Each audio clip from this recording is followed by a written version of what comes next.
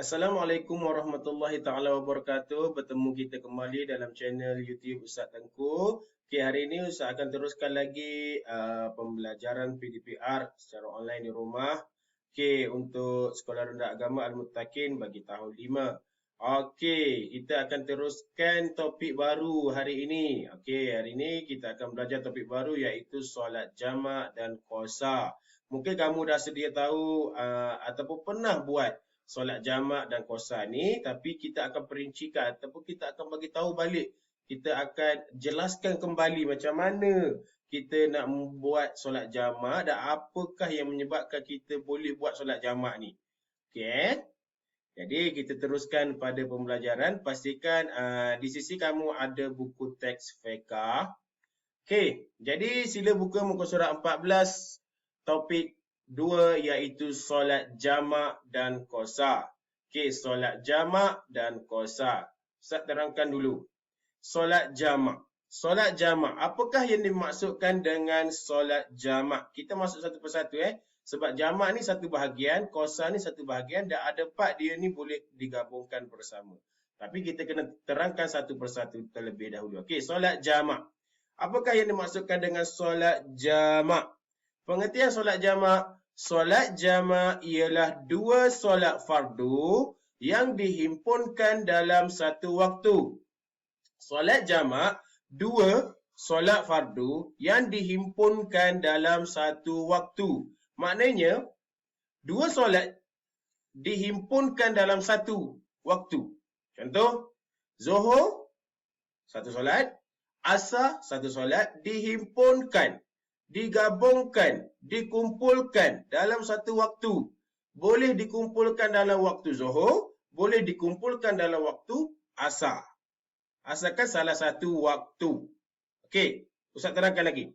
Solat jamak ni, maksud jamak ialah himpun. Himpun, jamak. Jamak ni ramai dah himpun. Jamak.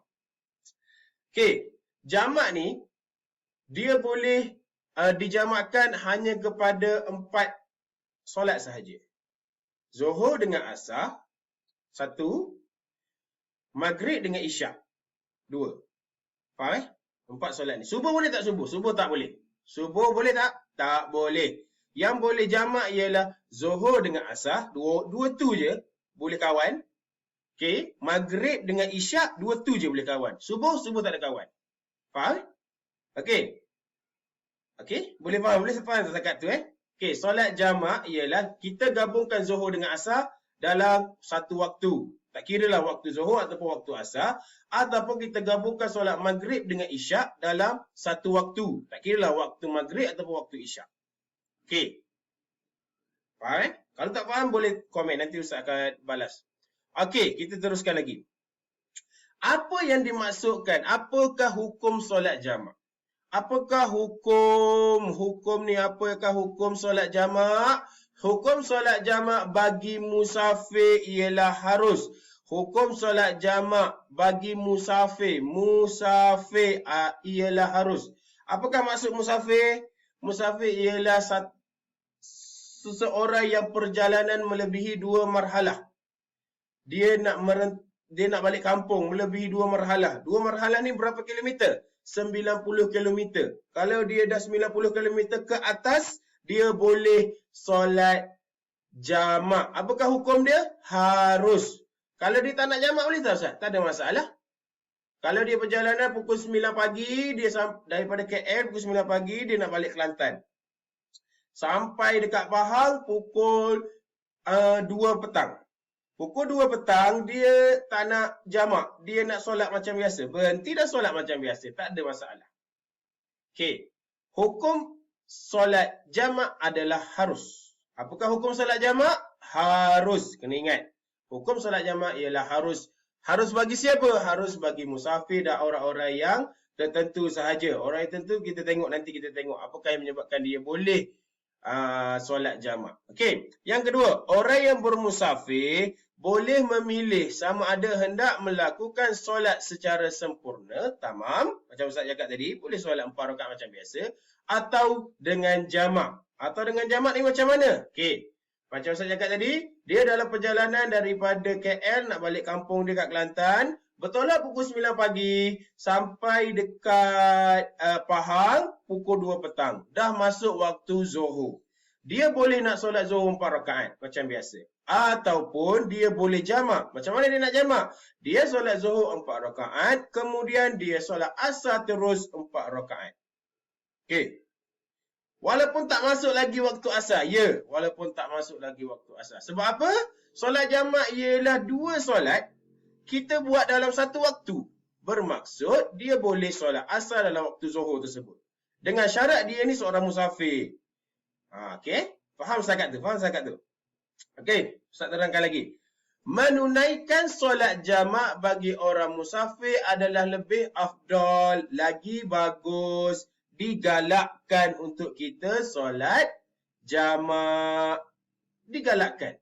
Jadi kalau dah digalakkan ni, kalau ada peluang, kalau kamu dah pun musafir, buatlah solat jamak tu. Tak ada masalah, tak dosa. Tak dosa. Okey. Firman Allah Subhanahu wa taala, wa iza darabtum fil ardi falaysa alaikum junahun an taqsuru minas salah.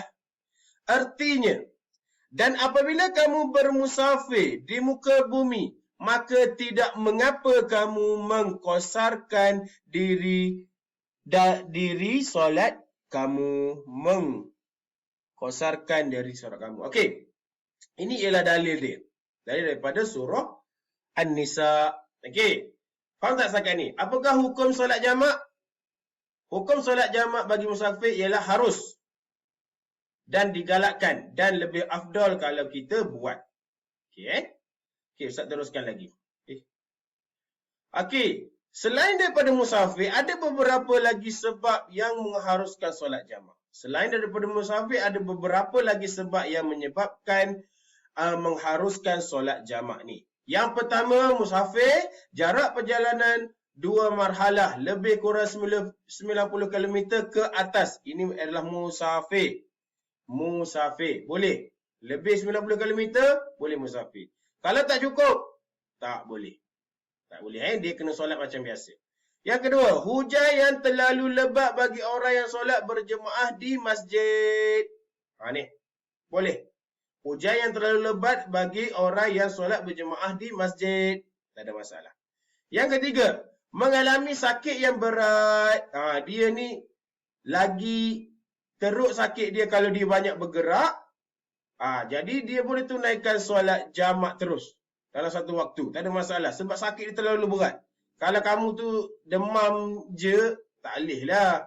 Setakat sakit gigi tu tak payahlah nak jamak. Sakit gigi lah, Ustaz boleh tak nak jamak? Tak boleh lah. Kalau dia nazak, dia sakit sangat, ni boleh dibenarkan. Sebab dia sakit yang berat. Yang keempat, doktor yang menjalankan pembedahan ke atas pesakit. Doktor tu untuk bedah-bedah orang. Tengok jam, dah nak masuk asar, dia tak solat lagi Zuhur. Jadi dia boleh bedah dulu. Habis dalam pukul 6 petang baru siap bedah. Dia pun boleh solat Zuhur dalam waktu asar. Ada masalah.